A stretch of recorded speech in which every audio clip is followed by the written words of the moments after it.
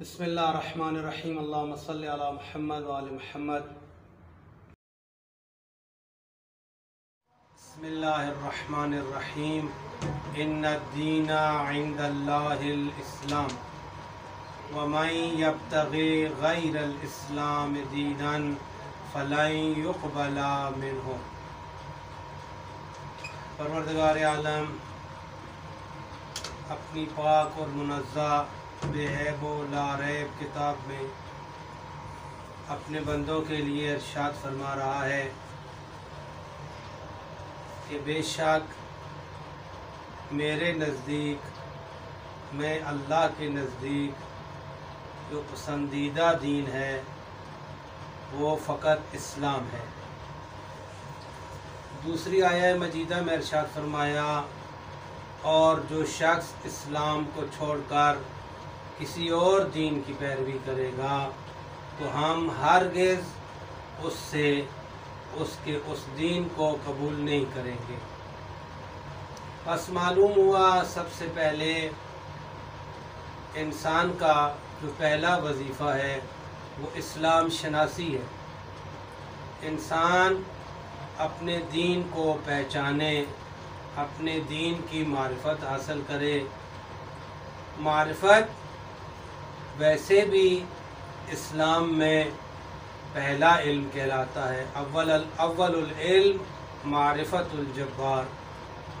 پہلا علم یہ ہے کہ اپنے خالق و مالک کی معرفت حاصل کی جائے، اس لیے کہ جب تک انسان معرفت حاصل نہیں کرتا، اس ذات کو پہچانتا نہیں ہے، اس کے حقوق ادا نہیں کر سکتا، اس کا شکر ادا نہیں کر سکتا، اس کے محسن ہونے کا اندازہ نہیں لگا سکتا، اس کے کریم و مہربان و رحمان و رحیم ہونے کا اندازہ نہیں لگا سکتا۔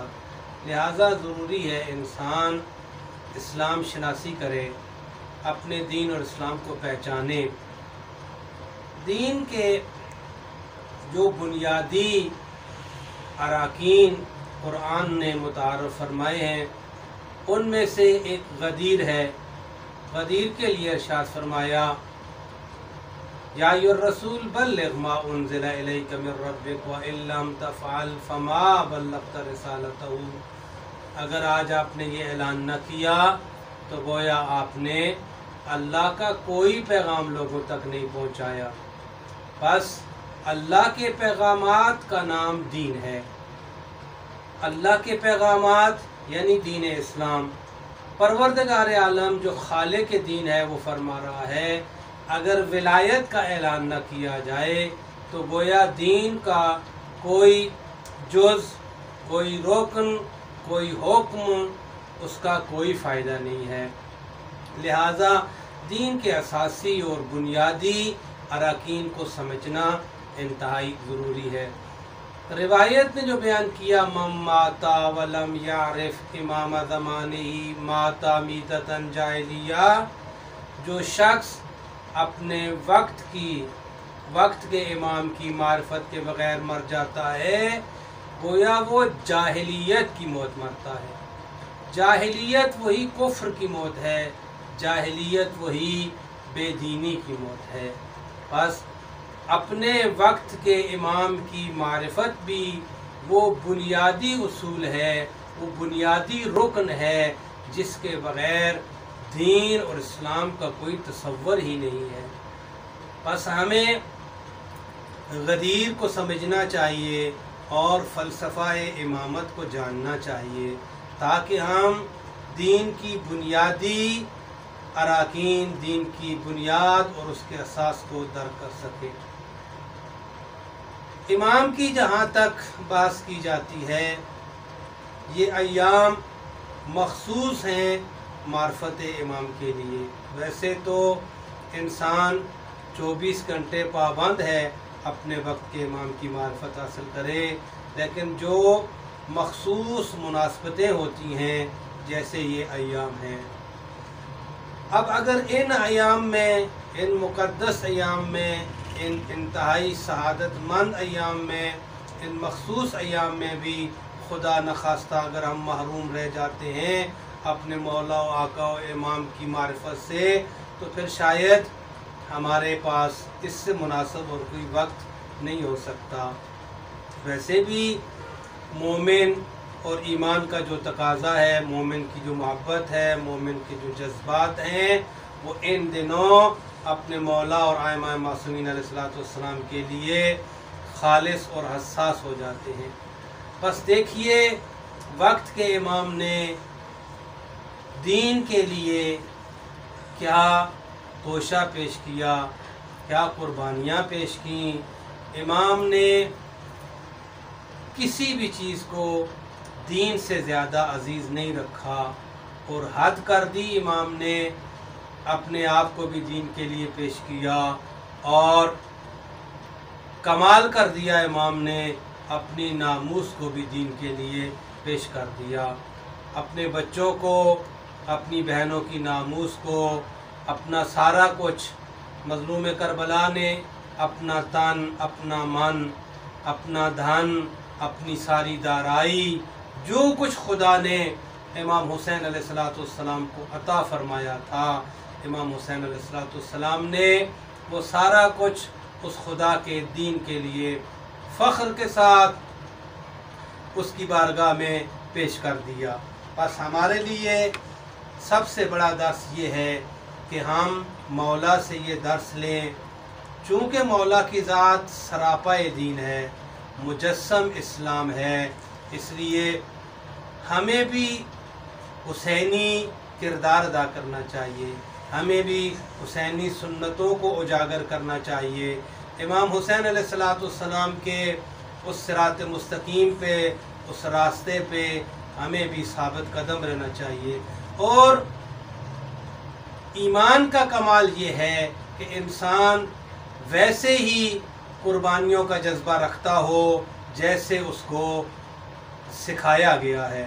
امام حسین علیہ السلام نے زبان سے فقط نہیں بلکہ اپنے عمل سے ہر اہل ایمان کو اسلام کے لیے قربانیوں کا درس دیا ہے۔ کبھی کبھی ہمیں دیکھنا چاہیے ہمارا حصہ کتنا ہے اس اسلام میں، آج تک ہم نے کیا قربان کیا ہے،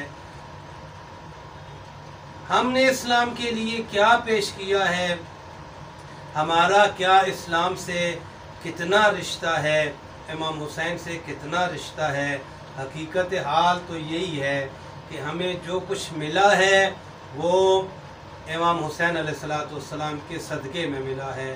ہمارا بدن، اس بدن کے اندر ساری نعمتیں، اس کائنات میں جو نعمتوں کا جال بچھا ہوا ہے، اولادیں، ماں باپ، بیویاں، بچے، جو کچھ ہماری ایک ایک سانس مرہون منت ہے امام حسین علیہ السلام کے، لہٰذا جس کے صدقے میں یہ سارا کچھ ملا ہے، اسی کے نام پر اس سب چیز کو، ان تمام اشیاء کو، ان سب چیزوں کو خیرات کرنا ہمارے ایمان کی علامت ہے۔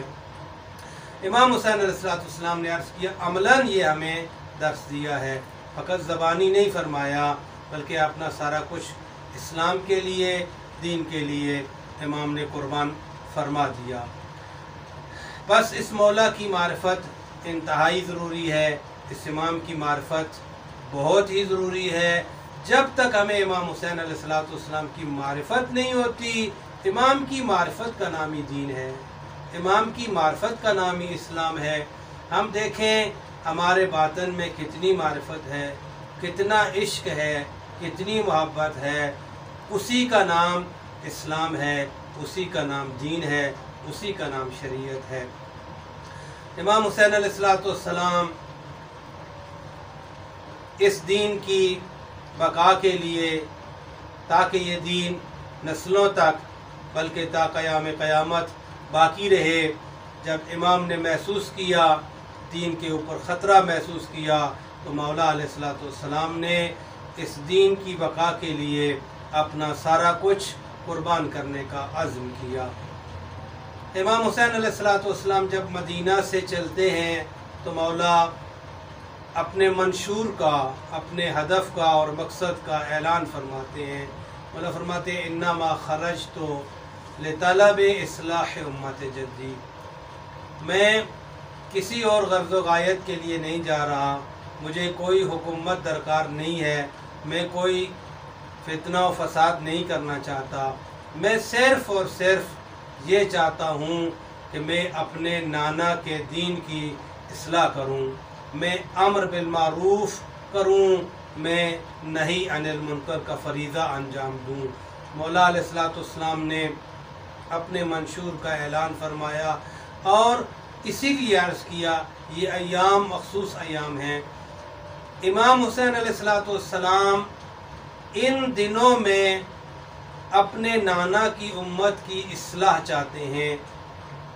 سوال یہ پیدا ہوتا ہے کہ ہم جو اپنے آپ کو حسینی کہتے ہیں، ہم جو اپنے آپ کو امام حسین کا غلام کہتے ہیں، ہم جو اس بات کو جانتے ہیں کہ خدا نے جتنی نعمات ہمیں عطا فرمائی ہیں امام حسین کے صدقے میں عطا فرمائی ہیں، تو جب ایسا ہے تو پھر ہمیں دیکھنا ہے ہم نے امام حسین علیہ السلام سے کتنی اپنی ذات کی اصلاح کی ہے، ہم نے کتنا اپنے آپ کو پاک و پاکیزہ کیا ہے، ہم نے کتنا اپنے آپ کو اس راستے پہ گامزن کیا ہے جس کے لیے امام حسین علیہ السلام مدینہ سے یہ اعلان فرما کر نکلے تھے کہ میں اپنے نانا کی امت کی اصلاح چاہتا ہوں۔ اب اگر نانا کی امت کی اصلاح نہ بھی ہو تو اہل ایمان کی حد اقل کم از کم اصلاح ضرور ہو جانی چاہیے۔ بس یہ ایام ہمارے لیے ایک امام حسین علیہ السلام کی طرف سے ایک پیغام ہے کہ اپنی اصلاح کیجئے۔ جب تک ہم اپنی اصلاح نہیں کرتے ہم نہ حسینی کہلا سکتے ہیں، نہ علوی کہلا سکتے ہیں، اور نہ ہی ان ایام کے منانے والے ایام مقدسہ کے نہ عزادار و ماتمدار کہلا سکتے ہیں۔ بس امام حسین علیہ السلام نے اس بات کے لیے کہ ہم تک دین کے حقائق پہنچ جائیں تمام تر اللہ کی راہ میں قربانیاں اور مصائب برداشت کرنے، تحمل کرنے کا عزم کیا۔ امام حسین علیہ السلام 28 رجب المرجب کو میرا مولا مدینہ سے نکلتے ہیں اور امام حسین علیہ السلام نکلتے وقت رات کا انتخاب کرتے ہیں، اور یہ رات کا انتخاب ہر صاحب عقل کے لیے یہ بات کافی ہے، اس کو سمجھ آ جانا چاہیے کہ امام حسین نے اس سفر کے لیے رات کا انتخاب کیوں کیا، حالانکہ ایسے سفروں کے لیے صبح کا انتخاب کیا جاتا ہے۔ امام علیہ السلام کے ساتھ چونکہ مخدرات عصمت ہیں، مولا کے ساتھ بہنیں تھیں، مولا کے ساتھ بیٹیاں تھیں، ناموس رسالت کے لیے امام حسین علیہ السلام نے رات کا انتخاب کیا، اور مولا علیہ السلام سب سے پہلے روایت بیان کرتی ہے کہ اپنے جد نامدار رسول خدا صلی اللہ علیہ وآلہ وسلم کے مزار میں جاتے ہیں اپنے نانا کو سلام کرنے کے لیے، اپنے نانا کو خدا حافظ کرنے کے لیے۔ جب میرے مولا اپنے نانا کو خدا حافظ کرنے کے لیے اپنے نانا کے مزار میں داخل ہوتے ہیں، سلام کرنے کے بعد مظلوم کربلا نے سلام کیا اپنے نانا کو، جواب آیا نانا کا وعلیکم السلام۔ جب امام حسین علیہ السلام کو وعلیکم السلام کا جواب آیا، مولا نے ایک سوال کیا اپنے نانا سے، کہا نانا کیا مجھے آپ کے پاس اپنی قبر کی جگہ مل سکتی ہے؟ بس عزادارو جو ہی مظلوم کربلا نے یہ سوال کیا اس کا بھی جواب آیا۔ نانا نے فرمایا بیٹا تو نے میرے ساتھ وعدہ کیا تھا کہ تو میرے دین کے لیے اپنا سارا کچھ قربان کرے گا، تو قاسم کو قربان کرے گا، تو اکبر کو قربان کرے گا، تو علی اصغر کو قربان کرے گا، حد یہ ہوگی میرے بیٹا تو اپنی ناموس میرے دین کے لیے قربان کرے گا۔ میرے حسین وہ وقت آ گیا ہے تیری قربانیوں کا، میرے پاس تیری قبر کی جگہ نہیں ہے میرے بیٹے، تو نے کربلا کے لک و دک صحرا میں دفن ہونا ہے اور تو نے یہ قربانیاں دینی ہیں۔ بس اپنے نانا سے الوداع کیا۔ عزادارو روایت یہ بتاتی ہے اپنے نانا کی مزار سے جب نکلے इमाम की निगाह अपनी माँ की तुरबत पर पड़ी। मजलूम करबला ने दौड़ना शुरू किया। ऐसे दौड़ रहे थे जैसे बच्चे दौड़ते हैं। जाकर अपनी माँ की कब्र को अपने गले लगाया, एक जुमला कहा, अस्सलामु अलैका या उम्मी, अम्मा हुसैन सलाम करने आया है। अज़ादारों, माँ का भी कोई जवाब आया या नहीं आया? रिवायत ने लिखा, सैयदा ने जवाब दिया, वालेकुमुस्सलाम या कुर्रत आइनी, वालेकुमुस्सलाम या हुसैन, ए मेरे मजलूम बेटे हुसैन, ए मेरी आँखों की ठंडक हुसैन, तुझ पर तेरी माँ का सलाम हो। बस अज़ादारों, अपनी माँ का सलाम माँ से विदा करने के बाद चंद कदम के फासले पे रिवायत ने लिखा, अपने भाई की कब्र पे गए। मजलूम करबला जब हसन मुज्तबा की कब्र पे गए तो एक जुमला कहा, भैया हुसैन तुझे सलाम करने आया है। मेरे भाई, तुझे पता है कि भाई कमर का जोर होते हैं। आज अगर आप होते, आज मेरे साथ होते, मेरी कमर का जोर बनते। भैया मुझे वो वक्त याद है जब तेरे जनाजे के ऊपर तीरों की बारिश हो रही थी। भैया मैं भूला नहीं हूँ, तू ही वो मेरा मजलूम भाई है जिसका जनाजा अपने घर से निकला था और वापस अपने घर में आ गया था। भैया तेरे जनाजे के ऊपर तीरों की बारिश मुझे कभी नहीं भूलती। लेकिन हसन, करबला में आना ऐसा नहीं होगा, थोड़ा सा फर्क होगा। तेरे जनाजे के ऊपर तीर थे, मेरा जनाजा तीरों के ऊपर होगा। भैया तेरे तीर निकालने वाली बहनें सलामत है, तेरे तीर निकालने वाली ज़ैनब सलामत है, तेरे तीर निकालने वाली कुलसूम के हाथ आज़ाद है। भाई अगर हो सके तो करबला में आना, जब मेरा जनाजा तीरों पर होगा, मेरे तीर निकालने वालियों के हाथ पसे पुश्त बंधे होंगे, मेरे तीर निकालने वाला कोई नहीं होगा। बस वो वक्त आया, अज़ादारा ने हुसैन मेरे मौला चले, अपने काफिले को आमादा और तैयार किया मक्का की तरफ। मेरे मौला मक्का जब पहुँचे, मक्का से मजलूम करबला ने फिर करबला का रुख किया और रिवायत ने लिखा, इमाम हुसैन अलैहिस्सलाम करबला की सरहद पे 2 मुहर्रमुल हराम को वारिद होते हैं। मेरे मौला जब करबला की सरहद पे पहुँचते हैं 2 मुहर्रम को, इमाम हुक्म फरमाते हैं कि खैमे लगा दिए जाएं, काफ़िले को बिठा दिया जाए। अज़ादारान हुसैन खैमे लगा दिए जाते हैं, काफ़िला बिठा दिया जाता है। मज़लूम करबला जब उस ज़मीन पे पहुँचते हैं, मौला उस ज़मीन की खाक को उठाते हैं, उसको सूंघते हैं। उसके बाद एक जुमला इरशाद फरमाते हैं, नाना आपने सच फरमाया था, ये वही ज़मीन है, ये वही करबला है जहाँ मुझे अपने खून की बू आ रही है।